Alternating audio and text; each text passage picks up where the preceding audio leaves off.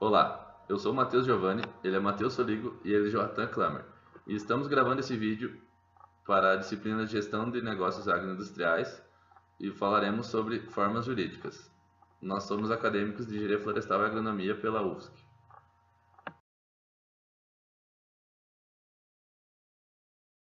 A forma como uma empresa se apresenta juridicamente é bastante importante para o seu funcionamento, já que será a identidade que a empresa tem e para a qual ela está legislada. Assim, a forma jurídica é de extrema importância para o futuro de sua empresa. Na empresa individual, há três tipos de forma jurídica. A primeira é o microempreendedor individual, que é um termo criado em 2009 e tem como objetivo inserir uma pessoa da forma mais simples possível no mundo empresarial, podendo assim ser feito pelo próprio empreendedor. O microempreendedor individual, ele consiste basicamente numa maneira de abrir uma empresa de forma exclusiva, sem permitir sócios. É permitido que o empreendedor contrate até um funcionário, mas o faturamento da empresa não pode passar dos R$ 60 mil anuais. Caso o empresário exceda esse valor, vai ser cobrado uma taxa de impostos, proporcionalmente ao valor extra. E além disso, na hora da regulamentação da documentação, a empresa vai sair da classe microempresa individual e vai se tornar uma microempresa.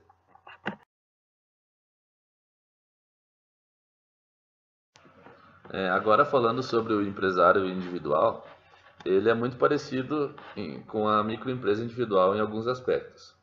O empresário individual deve criar sua empresa e ser totalmente responsável pelas dívidas com os credores e também gerenciar seus lucros.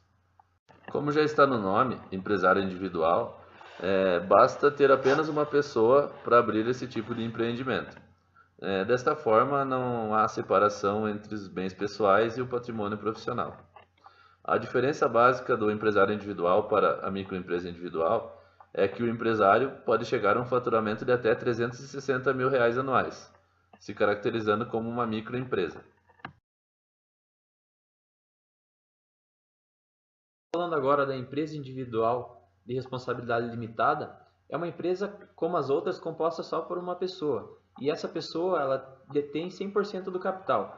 Esse capital ele não deve ser menor do que 100 vezes o valor do salário mínimo atual. Por exemplo, se o salário mínimo atual for R$ 800, a pessoa tem que ter no mínimo R$ 80 mil para abrir aquela empresa. Então, desse tipo de empresa para as outras é que ela estabelece que somente o patrimônio social da empresa seja usado para quitar as dívidas.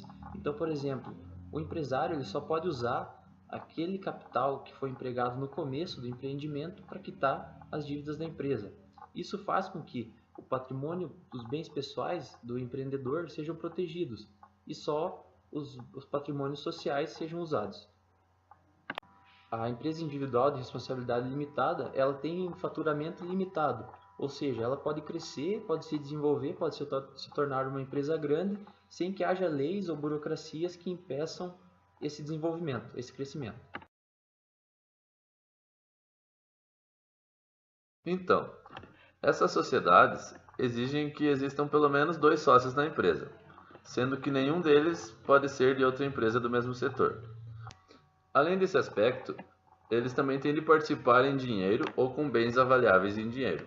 Em termos legais, o nome da empresa com esta forma jurídica terá sempre de terminar na palavra limitada ou na sua abreviatura LTDA. Até abril de 2011, esse tipo de empresa não podia ter um capital inferior a 5 mil euros. Porém, atualmente não há um limite mínimo para o seu capital social. A atividade limitada é aquela dedicada a atividades empresariais. Ela necessita de 2 ou mais pessoas e essas pessoas irão contribuir com bens pessoais, com custos, com moedas, para que essa empresa se desenvolva. Então, a responsabilidade de cada um dos sócios está ligada diretamente ao quanto eles contribuíram na proporção que eles colocaram de capital na empresa. O termo limitada ou sociedade limitada é usado para designar o tipo de empresa que exige uma escritura pública ou contrato social que define, entre outras coisas, quem são ou quantos são os sócios dessa empresa. A sociedade limitada pode assumir a forma de microempresa ou empresa de pequeno porte, a EPP, mediante uma declaração. Só que para isso é importante que ela atenda aos requisitos da Lei Complementar 123, do dia 14 de dezembro de 2006.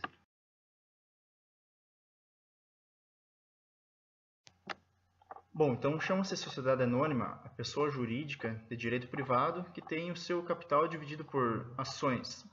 As sociedades anônimas, as ações são as ações que mandam, ou seja, os sócios eles limitam a sua responsabilidade ao valor das ações que detêm da empresa. Então, o número mínimo de sócios para formar uma sociedade anônima é de 5 integrantes.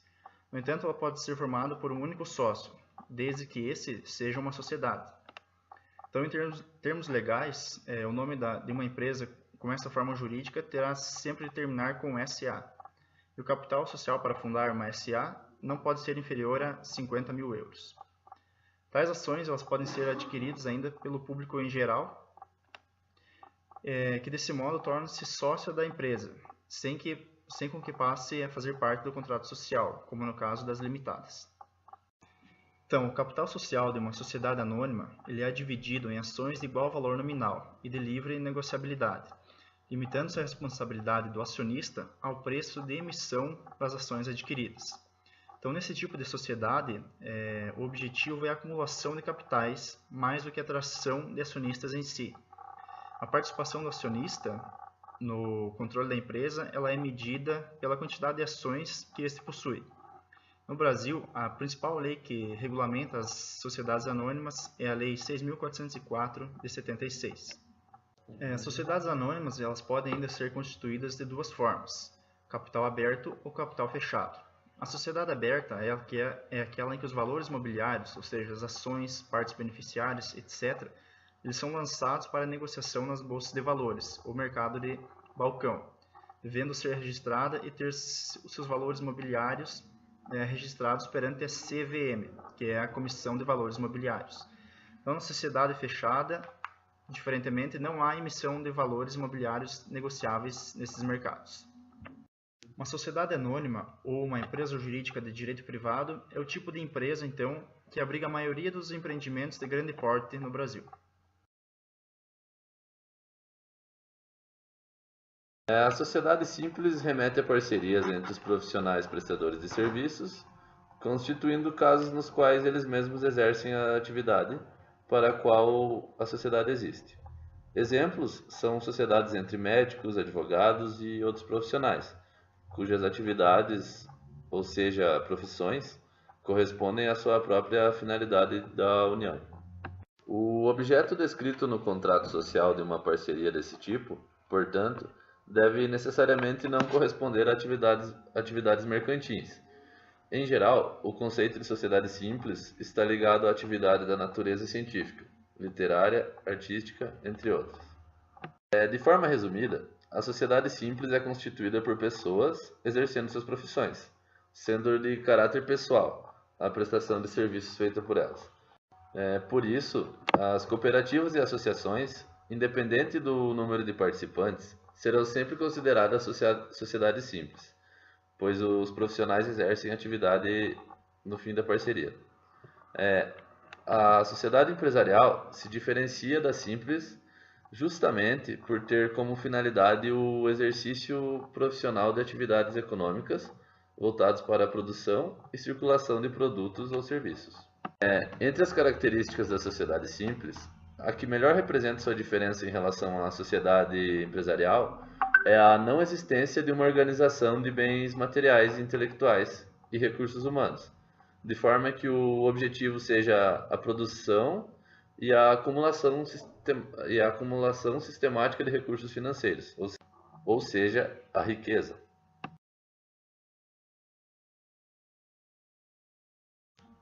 As sociedades cooperativas, mesmo elas sendo classificadas como sociedades simples, elas não devem objetivar o lucro. Na verdade, elas devem ter por alvo, então, o proveito comum dos cooperados. Então, quando cada pessoa se torna cooperado de uma cooperativa, o intuito é buscar bens e capital com a intenção de favorecer todos os outros cooperados, e não somente um ou outro. Então eles se reúnem nas cooperativas, para eliminar atravessadores de serviços e produtos, reduzindo assim os custos para os cooperados. Então o cooperado ele é trabalhador da cooperativa e simultaneamente também ele é cliente dessa. Há várias espécies de cooperativas, como cooperativa de crédito, de consumo, de habitação, agropecuária, entre outras. Dessa forma, então, as cooperativas elas possuem algumas características, como por exemplo, solidariedade, onde as cooperativas trabalham visando o bem comum entre elas e entre os cooperados. Também podemos destacar a democracia máxima, onde os cooperados eles se empenham no desempenho da cooperativa e, portanto, o cálculo de votos é feito por cabeça, então dando direitos a todos e não pelo capital social que o cooperado aportou, como ocorre com as outras espécies de sociedades. Outra característica também das sociedades cooperativas é que os cooperados eles participam das sobras adquiridas pela cooperativa na proporção do trabalho de cada um. Ou seja, não é o capital social que define o percentual de lucro de cada um na cooperativa. E essa nem mesmo necessariamente precisa de capital social. Muito obrigado pela atenção. Um abraço, professora Laura.